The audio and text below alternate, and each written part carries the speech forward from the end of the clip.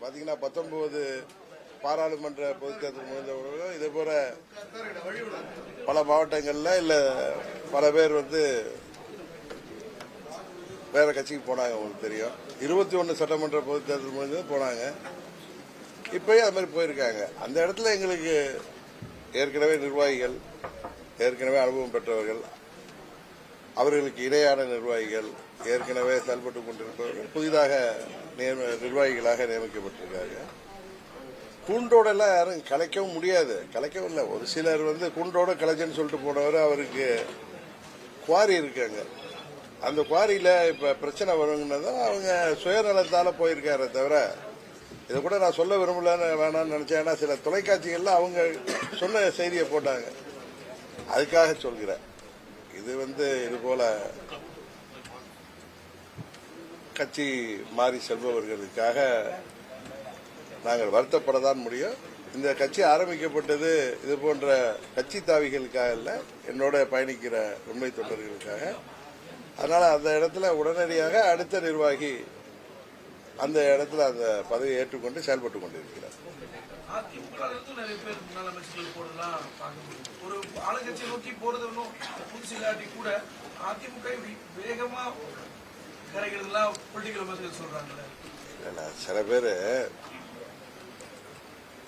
கட்சி தோல்விக்காக ரீவாம் பண்றதுக்கு என்ன நடவடிக்கை எடுக்கணும்னு கட்சி தலைமையிட்ட பேசுறது இதான் நாங்கள் கடந்த காலத்தில் பார்த்திருக்கோம்.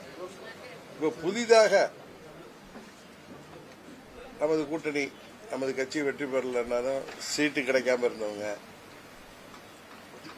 இல்ல பல்வேறு சொந்த காரணங்களுக்காகத்தான் போறாங்க. இன்னும் பார்த்தா சில நண்பர்கள் போனாங்க, பரிதாபமா இருந்துச்சு. அவங்க அங்க நீங்களே தொலைக்காட்சிகளில் போட்டீங்க, நான் அப்பதான் பார்த்தேன். ஒரு 10 மணிக்கு அப்பாயின்மெண்ட்னா 10 மணிக்கு அங்க கேட்டை கூட திறக்காத அளவுக்கு இருக்கிற இடத்தை நோக்கி இவர்கள் போனது. இன்னும் பல முறை மந்திரியா இருந்தவங்க, எனக்கு தெரிந்து 25 ஆண்டுகளாக அவர்கள் அந்த பகுதியில கட்சியால பலன் பெற்றவர்கள். இன்றைக்கு தோல்வி அடைந்ததுனால அவங்களும் பொறுப்பு தானே. தோல்விக்கு கட்சி மாத்திரம் பொறுப்புன்னு சொல்றதை விட, ஏன்னா பல பேர் இன்னைக்கு போனவங்க ஏற்கனவே அங்கே சட்டமன்ற உறுப்பினர்களாக இருந்து அமைச்சர்களாக இருந்தவர்கள் தான்.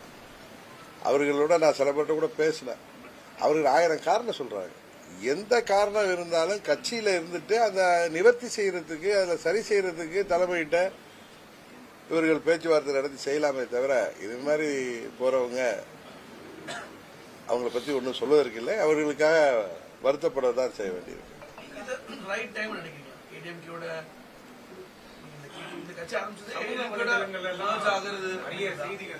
அமமுக சில நிர்வாகிகளும் அதே போல அதிமுக சில நிர்வாகிகள் சமூக வலைதளங்கள்ல பேஸ்புக்ல எல்லாம் எழுதுறாங்க.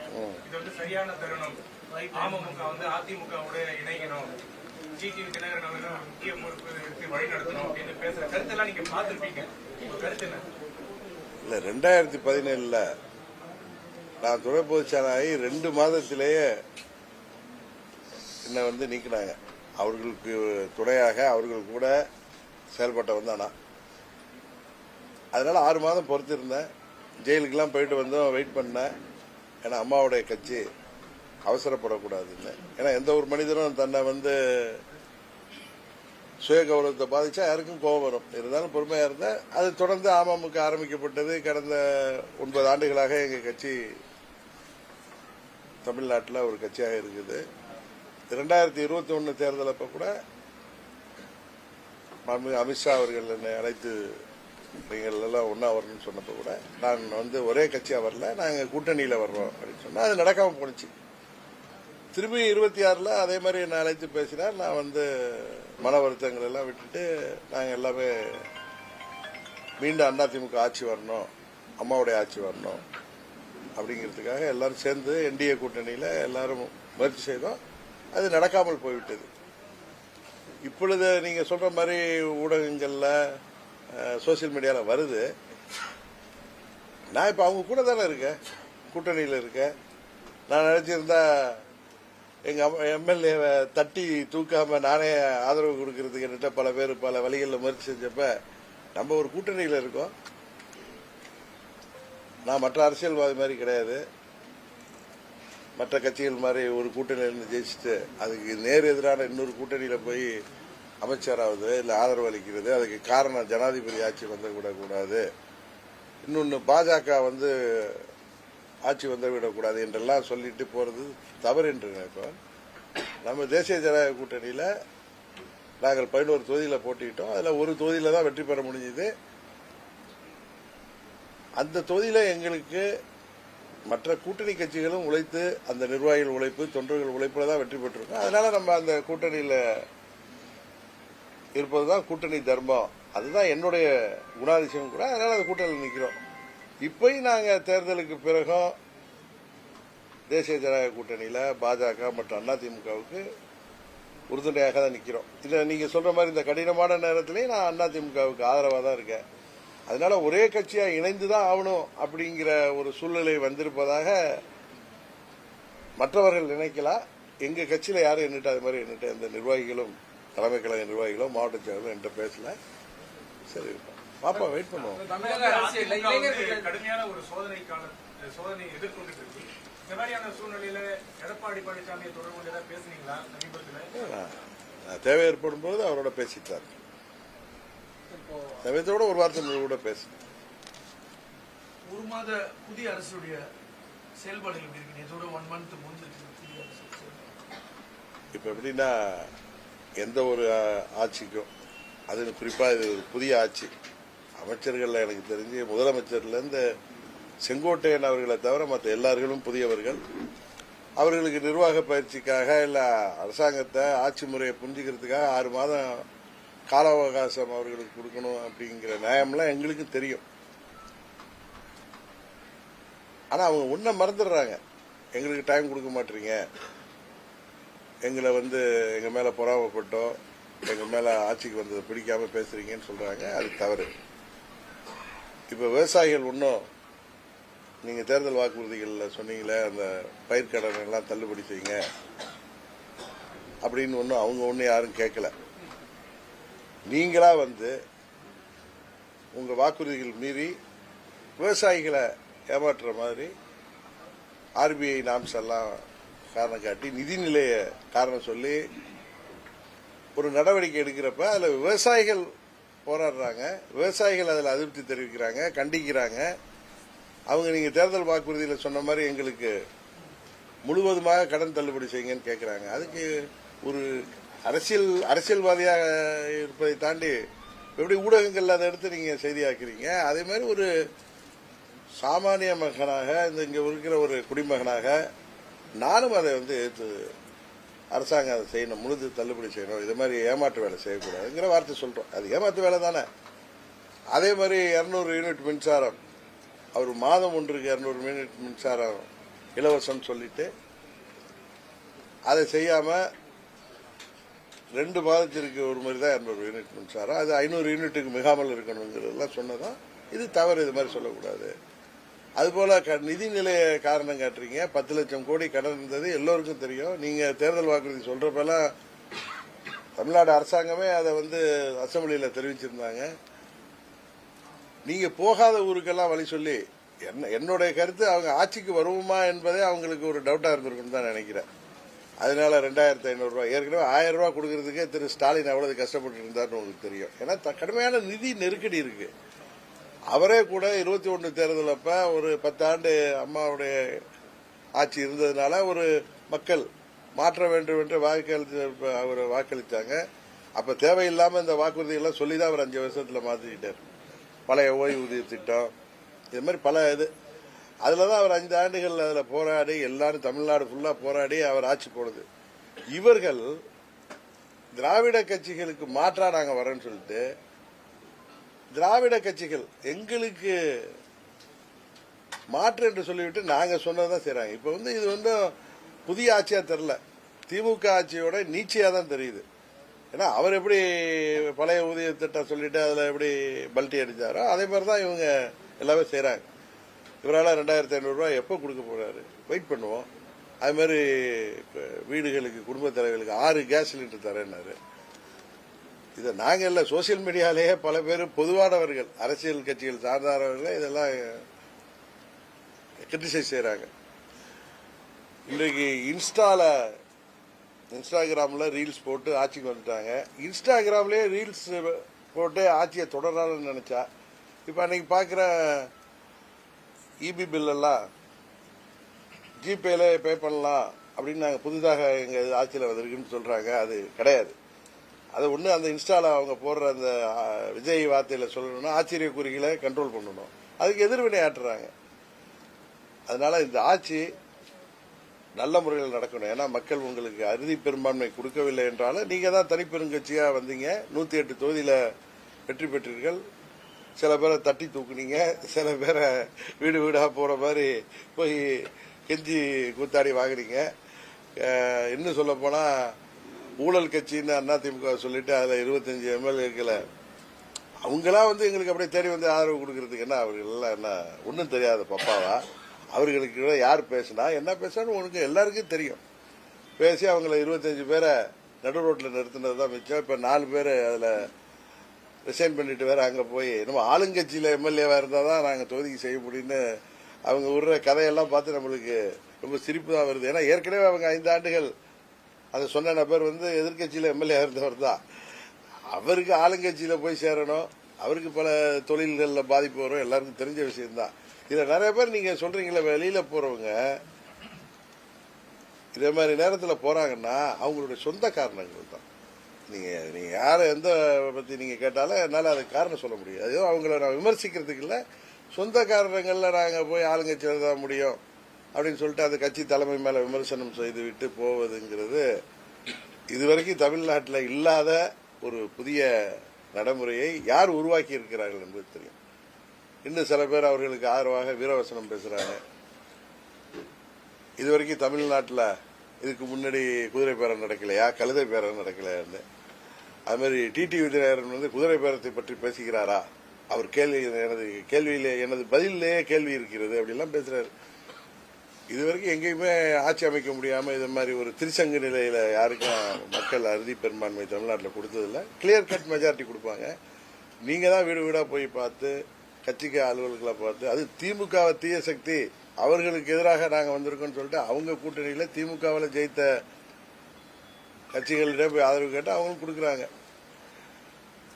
ஆனா இன்னைக்கு புதுசாக இந்த தாவேகா ஆட்சிக்கு வந்த பிறகு தமிழ்நாட்டில் புதிய பல நடைமுறைகள் மற்ற கட்சிகளில் உள்ளவங்களை வந்து ஒருத்த எம்எல்ஏ இருந்தா கட்சி தாவல் சட்டம் இடம் கொடுக்காத பட்சத்தில் நீங்க அவர்களை உங்களுக்கு உங்க பின்னாடி தான் அவங்க வந்து ஆதரவுக்கு நிக்கிறாங்கன்னா அழைச்சிட்டு போய் கவர்னர்கிட்ட கொடுத்துருக்கலாம் லெட்டரு. இப்படி கார்ல வாங்கிட்டு அவரா வந்து கொடுத்தாரு. இப்படிலாம் சமாளிக்க பண்றது. நீங்க எங்களுக்கு மாற்று கிடையாது, எங்களை தாண்டி அட்வான்ஸா இருக்கீங்க அப்படின்னு தான் நாங்கள் சொல்ல வேண்டியிருக்கு. ஏன்னா இன்றைக்கு தவறான நடைமுறையை உருவாக்கி வைத்து விட்டீர்கள். இதுவரை நம்ம பார்த்ததில்லை. எம்எல்ஏக்கெல்லாம் கடைசி நேரத்தில் தான் ரிசைன் பண்ணுவாங்க. இப்படி ஆட்சிக்கு வந்த உடனே அவர்களை ரிசைன் பண்ண வச்சு மேலே மாடியில் கூப்பிட்டு அவங்கள பார்த்து கட்சியில் சேர்க்கிறது, இதெல்லாம் அவர்கள் வந்து இந்த நேரத்தில் இப்படி தான் இருக்கும். இதெல்லாம் நாங்கள் பார்த்தவர்கள் தான். 91 நாங்கள் ஆட்சிக்கு வந்தப்போ யாரெல்லாம் எங்கள்கிட்ட வந்தாங்கன்னு எங்களுக்கு தெரியும். உங்களுக்கு வேணால் அது புதுசாக இருக்கலாம். இதெல்லாம் அது எதிராக திரும்ப போகுது. இன்னொன்று இன்றைக்கு தமிழ்நாட்டில் குதிரை பேரம் கழுதை பேரத்தெல்லாம் தாண்டி காக்கா பேரம்னு ஒன்று உருவாகிட்டு கரெக்டா. காக்கா பேரம் இன்றைக்கு தமிழ்நாட்டில் புதுசாக வந்திருக்கு. அதுக்கும் தாவேகா ஆட்சி தான் காரணமாக இருக்கு. அந்த கட்சியோட செயல்பாடு தான் காரணமாக இருக்கிறது. இன்னையோட அரசு சரியா 1 மாசம் ஆயிருக்கு. சரிங்க. ஆட்சியோடைய செயல்பாடுகளை எப்படி பாக்குறீங்க? ஊழல்லாம் குறைஞ்சிருச்சு, நிர்வாகம் சீர்திருத்தம் பண்ணிட்டோம்னு அமைச்சர்கள் சொல்றாங்க. எப்படி பாக்குறீங்க? முதல்ல அவங்க தாவேகாவில் உள்ளவங்களை முதல்ல கண்ட்ரோல் பண்ண சொல்லுங்க.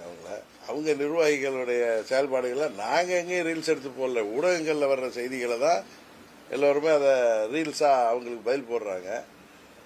இந்த ஆட்சிக்கு டைம் கொடுப்போம் 6 மாசம், அதுக்குள்ளார கருத்து சொல்ல வேணாம். ஆனால் நீங்கள் ரீல்ஸில் எப்படி இன்ஸ்டாகிராமில் ரீல்ஸ் போட்டு ஆட்சிக்கு வந்த மாதிரி ஆட்சியை தொடரலாம், மக்களை ஏமாத்தலாம்னு நினைச்சா வடிவேல் நடிச்ச படத்தை சொல்லுவாங்களே இம்சை அரசன் 23ஆம் புலிகேசிங்கிற மாதிரி வருங்காலத்தில் அவங்கள இன்ஸ்டா அரசன் 24ஆம் புலிகேசி ஆட்சி இந்த ஆட்சின்னு சொல்ற அளவுக்கு நீங்க எங்களை கொண்டு போயிடாதீங்க.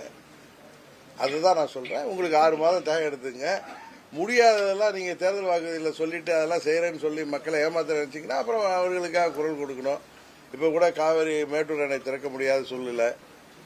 டெல்டா மாவட்ட விவசாயிகளுக்கெல்லாம் இன்னொரு ஒரு அமைச்சர் சொல்றாரு இது புதிய அதிமுகங்கிறாரு. அம்மா ஆட்சியில அந்த இது மாதிரி நேரத்தில் குறுவை தொகுப்பு திட்டம்னு ஒரு திட்டத்தில் அம்மா அவர்களுக்கு விவசாயம் செய்ய நினைப்பவர்களுக்கு போர்வெல் வச்சு விவசாயம் செய்வதற்கு என்ன உதவிகள் செய்தாங்க எல்லாம் இருக்கு. அதெல்லாம் கூட செய்யலாம். அதை விட்டுட்டு நீங்க புதிய அதிமுகன்னு சொல்றதுக்கு எந்தவித ரைட்டும் கிடையாது. அதிமுகவுக்கு உங்களுக்கு சம்பந்தம் இல்லை. அதிமுகவிலேருந்து உள்ள நிர்வாகிகளை நீங்க முன்னாள் எம்எல்ஏக்களை இல்லை இந்நாள் எம்எல்ஏக்களை முன்னாள் நிர்வாகிகளை நீங்க போய் உங்க கட்சியில சேர்க்கறதுனால உங்க கட்சி என்றைக்கும் அதிமுக ஆகுது. அதிமுக தொண்டன் யாரும் உங்க பின்னாடி வரமாட்டான். நீங்க இப்ப 5000 பேர் 10,000 பேர் சேர்க்கலாம். அதெல்லாம் அவங்களோட கைத்தடிகள் தான் போவான். இப்ப அமமுகலேருந்து எத்தனையோ பேர் நிர்வாகிகள் போறாங்க. இன்னும் தொண்டர்கள் நீங்க பாக்குறீங்க எல்லா மாவட்டத்திலையும் கலைச்சிட்டாங்க. முன்ன எங்க கட்சி ஒண்ணுமே இல்லைன்னு சொன்னாங்க. ஒவ்வொரு மாவட்டத்திலிருந்து கட்சியை கலைச்சேன்னு சொல்ற அளவுக்கு அங்க நிர்வாகிகள் இருக்காங்கல்ல. அதே மாதிரிதான் தொண்டர்கள் எந்த கட்சியிலேருந்து வெளில போக மாட்டாங்க.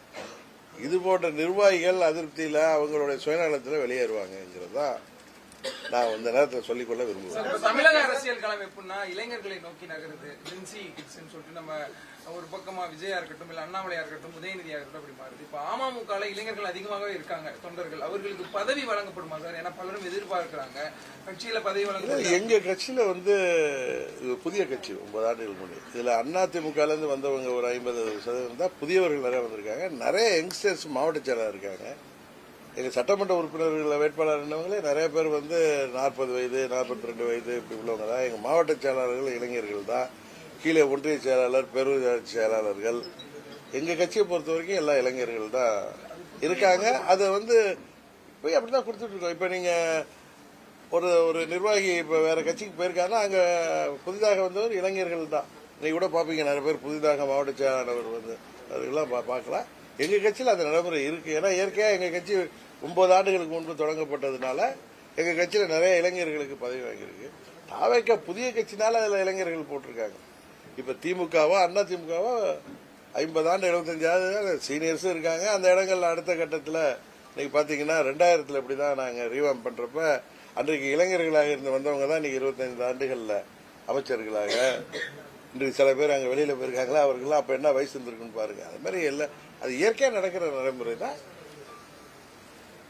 தாவேக்கா இந்த முறை வெற்றி பெற்றதுல நிறைய பேர் இளைஞர்களாக இருக்காங்க. இந்த இடைத்தேர்தல் வரப்போகுது, அது எப்படி இருக்கும்னு நினைக்கிறீங்க சார்? இதே மாதிரி தேர்தல் மாதிரியே அந்த அலை இருக்குமா இல்ல எப்படி சார்? இல்ல தேர்தல் வரட்டுமே பார்த்துக்கோங்க. எப்ப வருது என்னங்கிறது தெரியல. ஆபீசர்ஸ் எல்லாம் போட்டிருக்காங்க எலெக்ஷன். சரி வரட்டுமே, அந்த நேரத்தை பார்ப்போம். தொடர்ந்து மின்வெட்டு நிலவுது. அன்புமணி ராமதாஸ் முதலமைச்சர் சந்திச்சுட்டு வந்த பேட்டியில மின்வெட்டு நிகழ்வுகளுக்கு திமுக அரசு தான் காரணம், சரியா உற்பத்தி மேற்கொள்ளல இவங்க தனிநபருடைய தலையீடு இருக்கு அப்படின்னு அதிகாரிகளும் சொல்றாங்க.